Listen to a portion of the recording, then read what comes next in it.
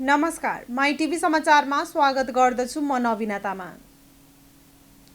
पदभार ग्रहण लगतै नेपाललाई बहुल राष्ट्रिय राज्य बनाउनु पर्ने बताएपछि उपप्रधान तथा शहरी विकास मन्त्री राजेन्द्र महतो आलोचित बने। खास गरी सत्तारूढ नेकपा एमालेका नेताहरूले महतोसँगै उनलाई मन्त्री नियुक्त गर्ने प्रधानमन्त्री केपी शर्मा ओलीको आलोचना गरेका छन्।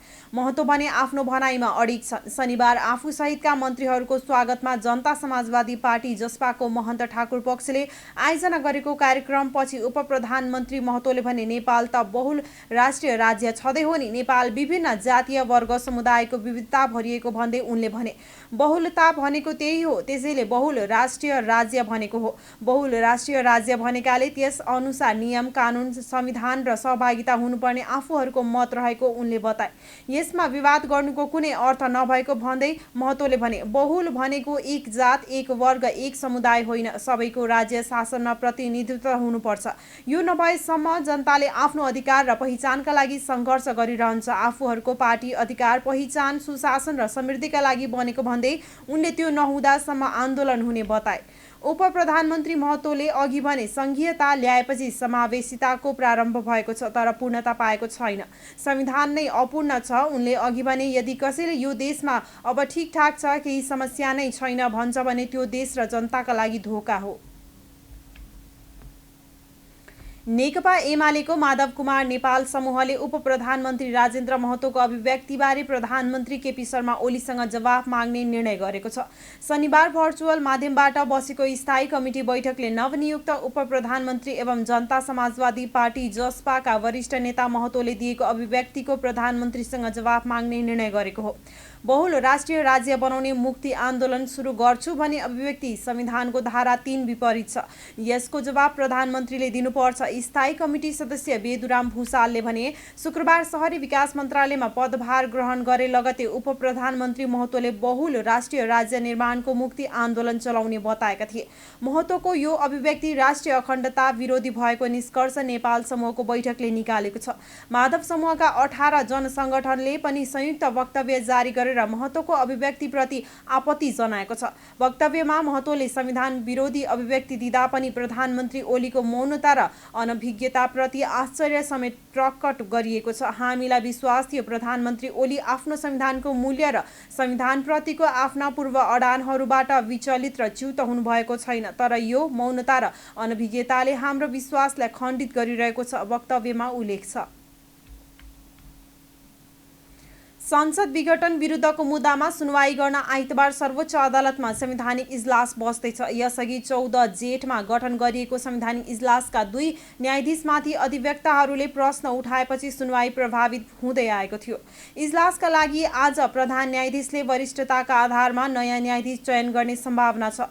18 जेठमा बसेको संवैधानिक इजलासमा प्रधान न्यायाधीश टोलेन्द्र शमशेर जबराले प्रतिनिधि सभा विघटन सम्बन्धी मुद्दा सुनवाईका लागि 23 जेठमा वरिष्ठताका आधारमा न्यायाधीश राखेर संवैधानिक इजलास तोक्ने प्रतिबद्धता जनाएका थिए। नेकपा विभाजन सम्बन्धी फैसला गर्ने न्यायाधीश बम कुमार श्रेष्ठ र पुनरावलोकनको माग अस्वीकार गर्ने तेजबहादुर केसीलाई इजलासमा राख्दा यसले निष्पक्ष फैसलामा असर गर्ने भन्दै अधिवक्ताहरूले उनीहरूको विकल्प खोज्न आग्रह गर्दै आएका छन्। यही विषयमा ध्यानाकर्षण गराउन 18 जेठ गएको बार एसोसिएसनका प्रतिनिधिसँगको भेटमा प्रधान न्यायाधीश राणाले संवैधानिक इजलास सम्बन्धी नियमावली संशोधन गरेर वरिष्ठताको आधारमा न्यायाधीश चयन गरेर संवैधानिक इजलास गठन गर्ने आश्वासन दिएका थिए। तर शुक्रबार बसेको सर्वोच्चको फुल कोर्टको बैठकले नियमावली संशोधन गर्नु नपर्ने ठहर गरेको थियो। नागरिकता अध्यादेश सम्बन्धी विवादमा भने प्रधान न्यायाधीशले न्यायाधीशको वरिष्ठताको आधारमा संवैधानिक इजलास गठन गरेका थिए। सिराहामा अज्ञात समूहले गोली प्रहार गर्दा 1 जना औषधि व्यवसायी घाइते भएका छन्। मिर्चया नगरपालिका वडा नम्बर 5 स्थित सिद्धि मेडिकल हलका सञ्चालक रामसागर साफीमाथि गोली प्रहार गरिएको हो। पसलमा बसिरहेको अवस्थामा शनिबार राति पौने 8 बजेतिर आएको अज्ञात समूहले करिब 40 वर्षका साफीमाथि 2 राउन्ड गोली प्रहार गरेको प्रहरीले जनाएको छ।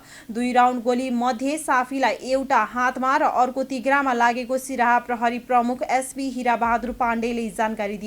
गोली प्रहारबाट घाइते भएका साफीको स्थानीय अस्पतालमा उपचार भइरहेको र घटनाको विषयमा अन्य अनुसन्धान भइरहेको एसपी पाण्डेले बताए।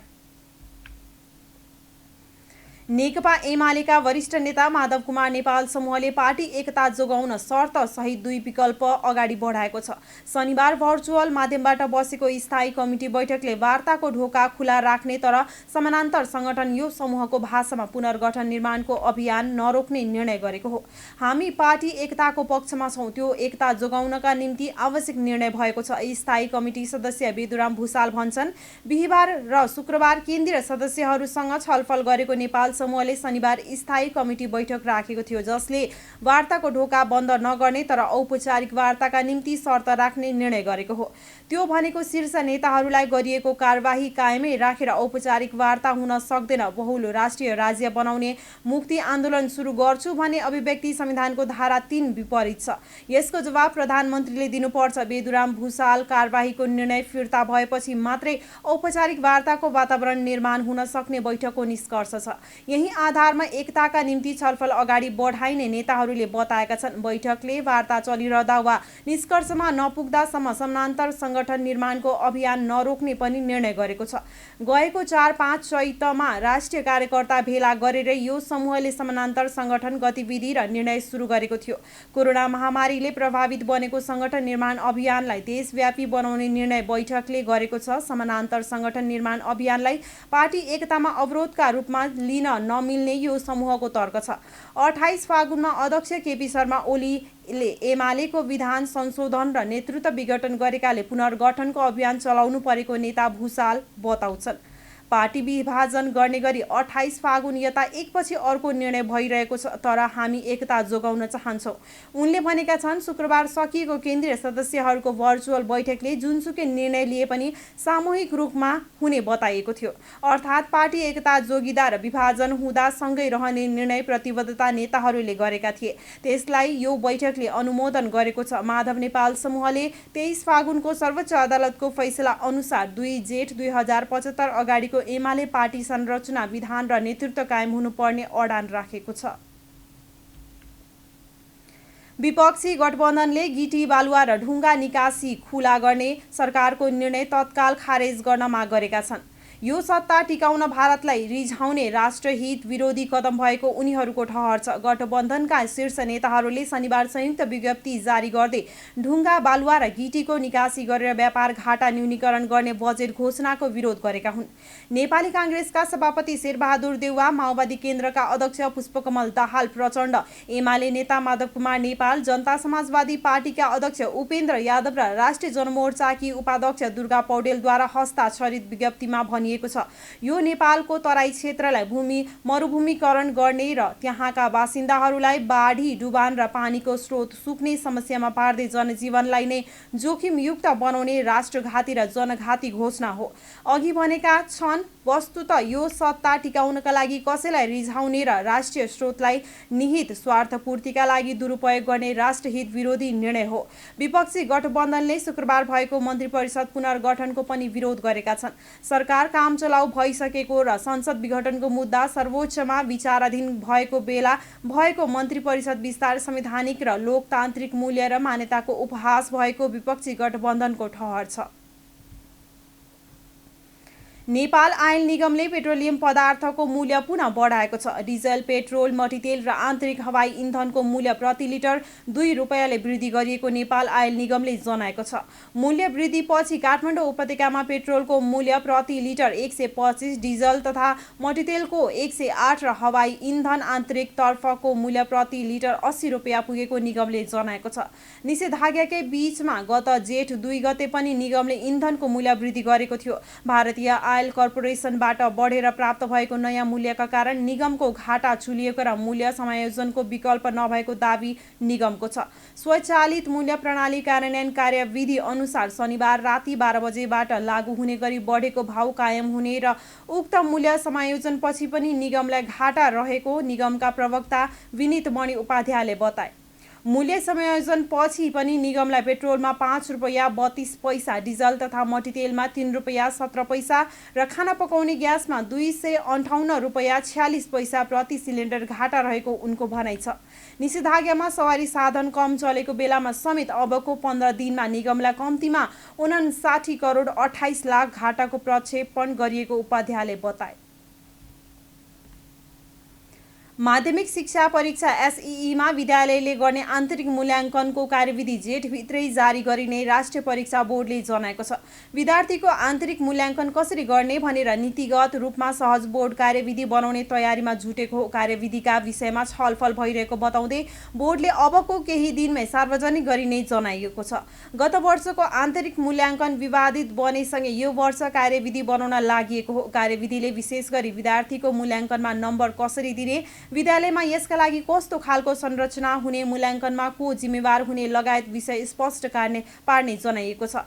कार्यविधि जारी गरेपछि विद्यालयलाई विद्यार्थीको मूल्याङ्कनका लागि 2 साताको समय दिने बोर्डको तयारी छ। बोर्डमा देशभरका विद्यालयबाट प्राप्त विवरण अध्यावधिक गरी विद्यार्थीको अन्तिम परीक्षाफल तयारी तथा प्रकाशन, प्रमाणीकरण र प्रमाणपत्र जारी गरिनेछ। कक्षा 11 मा अध्ययन गर्ने विद्यार्थीको अन्तिम मूल्याङ्कन भने विद्यालयले नै गर्नुपर्ने बोर्डले जनाएको छ। सरकारले गत वर्ष नै नीतिगत निर्णय गर्दै विद्यालयलाई यो अधिकार दिइसकेको छ। कक्षा 12 को परीक्षाको विषयमा भने बोर्डले हालसम्म कुनै निर्णय गरेको छैन। नेपाल निर्माण व्यवसायी महासङ्घले ठेका लागेका आयोजनाहरूको ठेका अवधि 6 महिना थप्दा पनि त्यो अपुग हुने जनाएको छ। सरकारले बजेट मार्फत म्याद सकिएका निर्माण सम्झौतालाई 6 महिना म्याद थपको व्यवस्था गरेको थियो, तर महासङ्घले 6 महिना थपले निर्माण कार्य सम्पन्न गर्न नसकिने जनाइएको छ। महासङ्घका महासचिव रोशन दाहालले भने 6 महिनाले पुग्दैन, काम गर्न सकिँदैन। थपिएको 6 महिना कहिलेदेखि लागू हुने हो भन्ने पनि स्पष्ट छैन। यही जेठबाट लागू भयो भने मङ्सिरसम्म जान्छ। यो अवधि कामको सिजन होइन, वर्षात हो। त्यसकारणले यसलाई मङ्सिर पछिको समयदेखि लागू गर्नुपर्छ। निर्देशिका स्पष्ट आउनुपर्छ। 2077 चैत मसान्ततिर म्याद सकिएका सम्झौताको 6 महिना थप गरे पनि बन्दाबन्दीका कारण सोही बेला काम गर्न नसकिएको उनको भनाइ छ। म्याद थप नहुँदा भुक्तानी नपाइएको महासङ्घले जनाएको छ। निर्माण कार्य सम्पन्न भइसकेका र निर्माण हुँदै गरेका आयोजनाका पाउनुपर्ने भुक्तानी नपाउँदा व्यवसायीहरू थप सङ्कटमा परेको भन्दै बाँकी भुक्तानी असार मसान्तसम्म दिन सरकारी निकायलाई महासङ्घले आग्रह समेत गरेको छ। महासङ्घका अन्डै 50 अर्ब रुपैयाँ बराबरको भुक्तानी बाँकी छ। केही भुक्तानी म्याद थप नभएका कारण पनि रोकिएको छ। तत्काल म्याद थप गरेर भुक्तानीको व्यवस्था गर्नुपर्ने महासचिव दाहालको भनाइ छ। गत सालको बन्दाबन्दीमा करिब 7 महिना निर्माण कार्य ठप्प रहेको र अहिले पनि वैशाखदेखि निर्माण कार्य ठप्प रहेको अवस्थामा बाँकी भुक्तानी नहुँदा आर्थिक समस्या भएको दाहालको भनाइ छ। बन्दाबन्दीसँगै वर्षातको पनि समय भएकाले निर्माण कार्य हुन नसक्ने हुँदा आगामी कार्तिकदेखि आयोजनाहरू 1 वर्ष म्याद थप गर्नुपर्ने महासङ्घले जनाएको छ। महासचिव दाहालले भने आगामी कार्तिकसम्मको समयलाई कन्स्ट्रक्सन होलिडेका रूपमा लिएर आवश्यकता अनुसार प्राविधिक रूपमा म्याद थप गर्नुपर्ने अवस्था छ। 1 वर्ष म्याद थप भए सबै परियोजना सम्पन्न हुन्छन्। महासङ्घका अनुसार हाल नेपालमा स्थानीय निकायदेखि राष्ट्रिय गौरवका आयोजनाहरू समेत गरी करिब 10,000 निर्माण आयोजना सञ्चालनमा छन्। दाङमा करिब 1.5 लाख रुपैयाँ नगद सहित जुवाको खालबाट 6 जना पक्राउ परेका छन्। शनिबार बेलुका घोराही उपमहानगरपालिका 15 मा रहेको एक होटलमा जुवा खेलिरहेको सूचनाका आधारमा जिल्ला प्रहरी कार्यालय घोराहीबाट गएको टोलीले होटल सञ्चालक सहित 6 जना जुवाडेलाई पक्राउ गरेको जिल्ला प्रहरी कार्यालय दाङका सूचना अधिकृत एवं प्रवक्ता मुकुन्द प्रसाद रिजालले जानकारी दिनुभयो। उनीहरूलाई नगद 1,39,000 रुपैयाँ र 1 गड्डी ताससहित पक्राउ गरेको प्रहरीले जनाएको छ। पक्राउ परेका माथि थप अनुसन्धान भइरहेको प्रहरीले जनाएको छ। कोरोना संक्रमणलाई नियन्त्रण गर्न स्वास्थ्य मन्त्रालयको भूमिका सर्वाधिक खाँचो परिरहेको बेलामा यो मन्त्रालयलाई अस्थिरताले गाँसेको छ। 1.5 वर्षको अवधिमा स्वास्थ्य तथा जनसङ्ख्या मन्त्रालयमा 3 जना मन्त्री फेरिएका छन्। कोरोना महामारीको पहिलो चरणमा भानुभक्त ढकाल स्वास्थ्य मन्त्री हुनुहुन्थ्यो। उहाँको पालामा स्वास्थ्य उपकरण, औषधि लगायतका सामग्री खरिद प्रक्रियामा घोटाला भएको मुद्दा चर्किएपछि छानबिन समिति गठन गर्ने, स्वास्थ्य सामग्री आपूर्ति गर्ने कम्पनीलाई कालो सूचीमा राख्ने काम भयो। स्वास्थ्य उपकरण लगायतका सामग्री खरिद प्रक्रियामा घोटाला भएको विषय अदालतसम्म पुग्यो। त्यसपछि स्वास्थ्य मन्त्रालयमा ढकाललाई हटाएर हृदय त्रिपाठीलाई ल्याइयो। उहाँकै कार्यकालमा नेपाल दक्षिण एसियामा नै कोरोना खोप लगाउने दोस्रो मुलुकका रूपमा चिनियो। छिमेकी मुलुक भारत र चीनबाट खोप ल्याउनुका साथै रुस लगायतका मुलुकको सहयोग र सद्भाव प्राप्त गर्ने अवसर पाउनुभएका मन्त्री त्रिपाठी शुक्रबार मन्त्रालयबाट बिदा हुनुभएको छ। मन्त्री त्रिपाठी खोप खरिदमा बिचौलियाको प्रवेश, समयात्मक भूमिकामा कमजोर र कोरोना संक्रमणको औषधि उपकरण सहयोग लिने नाममा दर्ता नै नभएका पतञ्जलिका सामग्री बुझेर लिएको जस्ता विषयमा विवादित बन्नुभयो। उहाँको स्थानमा प्रधानमन्त्री केपी शर्मा ओलीले शेरबहादुर तामाङलाई नियुक्त गर्नुभएको छ। प्रधानमन्त्री ओलीले 3 वर्षको अवधिमा सबैभन्दा बढी चलखेल गरेको मन्त्रालयका रूपमा स्वास्थ्य मन्त्रालय पर्न गएको छ।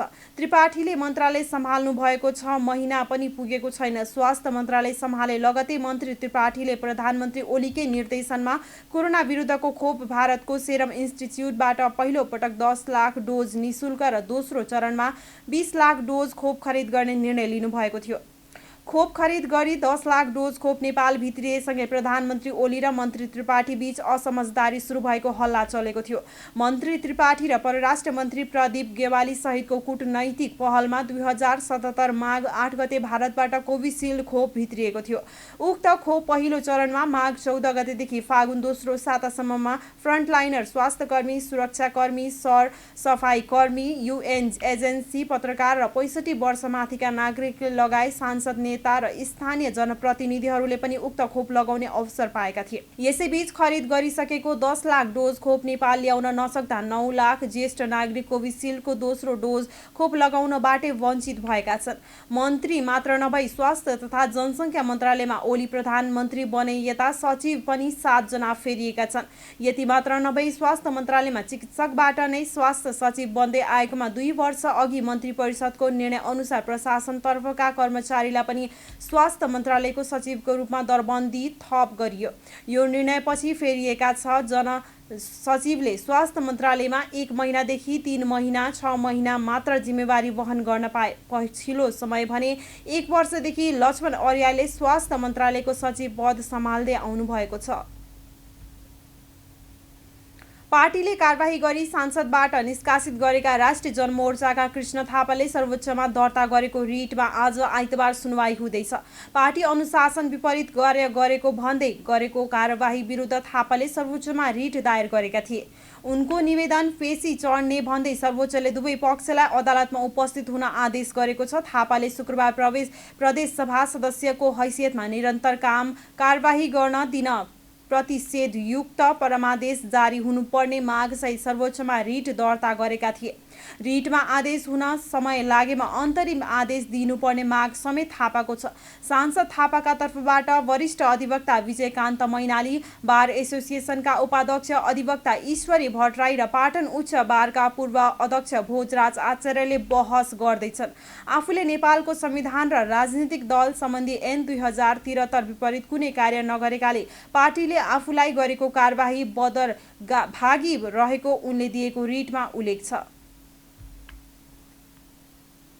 वीरगञ्ज महानगरपालिकाले असार 1 गतेदेखि क्रमिक रूपमा विद्यालय खोल्ने निर्णय गरेको छ। महानगरपालिकाले असार 1 गतेदेखि विद्यार्थीको उपस्थितिमै कक्षा 8 देखि 12 सम्म कक्षा सञ्चालन गर्न लागेको हो। बालबालिकाको शैक्षिक क्षतिलाई मध्यनजर गर्दै क्रमिक रूपमा विद्यालय सञ्चालन गर्न लागेको महानगरपालिकाको तर्क छ। शैक्षिक प्रशासन महाशाखाका प्रमुख अरविन्द लाल कर्णले सबै सामुदायिक तथा संस्थागत विद्यालयहरूमा पत्रचार गर्दै असार 1 गतेदेखि विद्यालय सञ्चालन गर्न आह्वान गरेका छन्। विद्यालय सञ्चालन गर्न 7 वटा शर्तहरू पालना गर्नुपर्ने पत्रमा उल्लेख गरिएको छ। विद्यालयमा भौतिक उपस्थिति गराई पठन पाठन गर्न विद्यार्थीहरूको अभिभावकहरूबाट लिखित सहमति लिने र स्वास्थ्य सुरक्षाका मापदण्डहरू मास्क, साबुन, पानीले हात धुने व्यवस्था, सेनिटाइजर, भौतिक दूरी, थर्मल गनले ज्वरो नाप्ने आदि अनिवार्य पालना गर्नुपर्ने छ। यस्तै अर्को सूचना जारी नहुन्जेल सवारी साधन सञ्चालन गर्न नपाइने, शिक्षण सिकाइका वैकल्पिक उपायहरू विद्यालय र अभिभावकबीच सहमति गरी लागू गर्ने, असार 1 गतेदेखि 7 गतेसम्म भर्ना लगायतका व्यवस्थापकीय कार्य गर्ने गराउने, असार 8 गतेदेखि 15 गतेसम्म भर्ना सप्ताह अन्तर्गत घर दैलो कार्यक्रम सञ्चालन गर्ने, असार 15 गते पश्चात नियमित रूपले पठन पाठन सुरु गर्ने गराउने र कुनै पनि विषम स्थिति देखिन साथ शैक्षिक प्रशासन महाशाखामा जानकारी गराई निर्देशन अनुसार गर्ने गराउने पत्रमा उल्लेख छ। वीरगञ्ज महानगरमा निजी र संस्थागत गरी 200 हाराहारीमा विद्यालय छ। नगर प्रमुख विजय कुमार सरावगीले कोरोना संक्रमण घट्दै गएकोले विद्यालय सञ्चालन गर्ने निर्णय भएको बताए। आइतबारदेखि नै स्कुल खोलेर सरसफाई गर्ने नतिजा निकाल्ने काम गर्न भनेका छौँ। विद्यार्थी भर्नासँगै कक्षा सञ्चालनको काम क्रमशः गर्दै जाने नगर स्तरीय शिक्षा समितिको बैठकबाट निर्णय भएको छ। उनले भने परिस्थिति अनुसार आवश्यक निर्णयहरू गर्दै जान्छौँ। माई टिभी समाचारमा अब पालो अन्तर्राष्ट्रिय खबरको। बेलायतमा शुक्रबार एकै दिन 6,238 जनामा कोरोना संक्रमण देखिएको छ भने 11 जनाको मृत्यु भएको छ। विगत 2 महिनामा यो सर्वाधिक संख्या हो। त्यहाँ जुन 21 देखि लकडाउन योजनाबद्ध ढङ्गमा हटाउने योजना छ। संक्रमण नियन्त्रणका लागि अन्य उपायहरू बारे पनि सोचिरहेको सरकारी अधिकारीले बताएका छन्। उपायहरू मध्ये निश्चित स्थानमा मास्क अनिवार्य लगाउनु र कतिपय कार्यालयको काम घरबाटै गर्ने सम्म रहेका छन्। अब खेल खबर। नेपाली राष्ट्रिय क्रिकेट टिमका लेग स्पिनर सन्दीप लामिछानेले इङ्ल्यान्डमा आयोजना हुने भाइटालिटी टी20 ब्लास्ट प्रतियोगिता खेल्न नपाउने भएका छन्। भिसा आउन ढिलाइ भएपछि सन्दीपले उक्त प्रतियोगिता गुमाउने भएका छन्। उनको भिसा आउन ढिलाइ भएका कारण सन्दीपले प्रतियोगिता गुमाउने उनका म्यानेजर रमन शिवाकोटीले बताए। सम्झौता अनुसार प्रतियोगिताको सुरुवातबाटै सन्दीप 26 देखि 27 मेसम्ममा इङ्ल्यान्ड पुग्नु पर्दथ्यो। प्रतियोगिता 9 जुनदेखि सुरु हुँदैछ। त्यसका लागि क्वारेन्टिनको समय 5-6 दिन लाग्ने भएकाले अब सहभागिता जनाउन सम्भव हुने छैन। पहिलो पटक भाइटालिटी ब्लास्ट खेल्ने योजनामा रहेका सन्दीप वोर्सेस्टरसायर यार्डपिट्समा अनुबन्धित भएका थिए। भाइटालिटी ब्लास्ट खेल्न नपाए पनि सन्दीपले यसपछि हुने द 100 क्रिकेटका लागि भने इङ्ल्यान्ड जानेछन्। द 100 जुलाई 22बाट हुने तालिका छ। हस्त माई टिभी समाचार अहिलेलाई यति नै। अर्को समाचारको साथमा पुनः उपस्थित हुने नै छ। तबसम्मका लागि समाचारका सम्पूर्ण युनिटका साथ म नवीना तामाङ पनि बिदा हुन्छु। सञ्चार जगतको सहयात्री माई टेलिभिजन हेर्दै गर्नुहोला। नमस्कार।